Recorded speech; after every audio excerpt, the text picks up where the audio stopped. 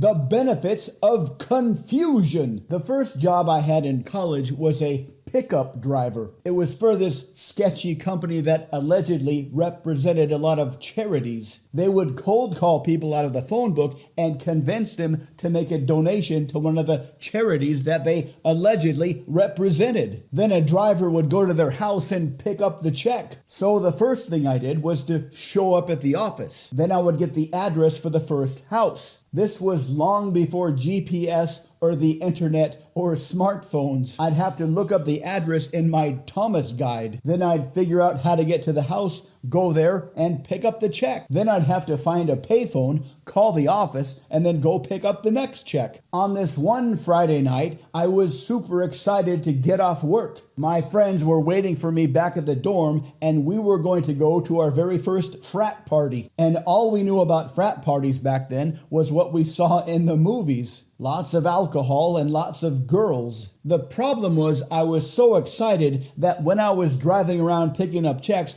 I wasn't really paying attention to where I was in this strange big city that I'd moved to go to college. I'd been zigzagging all over the place in this unfamiliar city, and I was way out in the boonies where you have to drive hundreds of miles before you see a stoplight or a street sign. I was getting low on gas and I started to panic. Nobody is really sure what happened to Amelia Earhart. She was hopefully going to be the very first woman to fly around the world solo. But during her trip, she just vanished. Some thought it was a government conspiracy. Some thought she was taken by aliens or got sucked into the Bermuda Triangle. Plenty of people have heard of the Hudson River or the Hudson Bay, but few people know the story of Henry Hudson, after whom they are named. He was an English explorer and was trying to find the legendary Northwest Passage, a hopeful sea route across the top of North America but beneath the Arctic Circle. He set off in the early 1600s but was never heard from again. I took this seminar once in super learning, how to accelerate the speed with which you can get information into your brain so you can soak up more information a lot more quickly, so you can remember that information much more easily later on. And the seminar teacher said the key was to become comfortable with confusion and frustration. He said that for the brain, confusion and frustration is like hunger for the body. And the hungrier you are,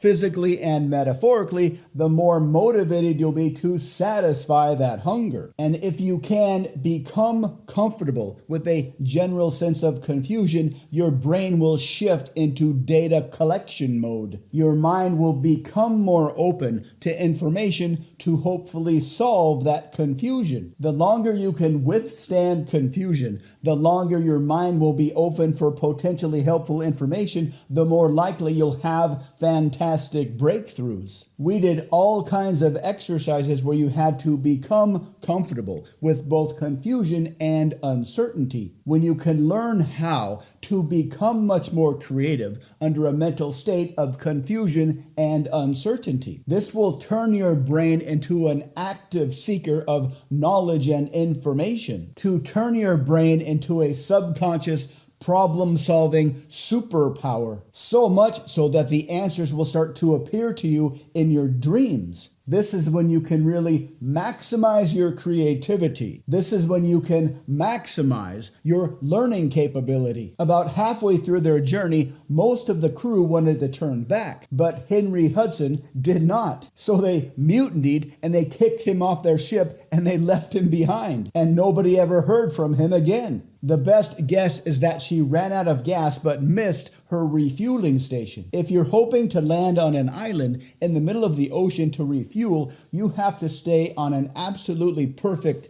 heading. If you're off by just a fraction of a percentage, you'll miss the island. You'll end up in the middle of the ocean running out of gas. That's the best guess about what really happened to Amelia Earhart. I was able to find a gas station, and I had enough money to buy enough gas to get back to the dorms. And the guy at the gas station told me how to get back. My friends were waiting for me, and we went to the frat party. And as expected, there was a lot of alcohol and a lot of girls. And everybody lived happily ever after. If you want to become a much better communicator, if you want to become much more persuasive, if you want to become much more confident and eliminate social anxiety, please visit mindpersuasion.com. We've got all kinds of books and courses and programs that will help you. To stay up to date on new videos, please subscribe to our channel. Our goal is to make you much more confident, persuasive, and intelligent. And don't be shy. Please drop in a comment and let us know what kind of videos you would like to see in the future. Thank you for watching.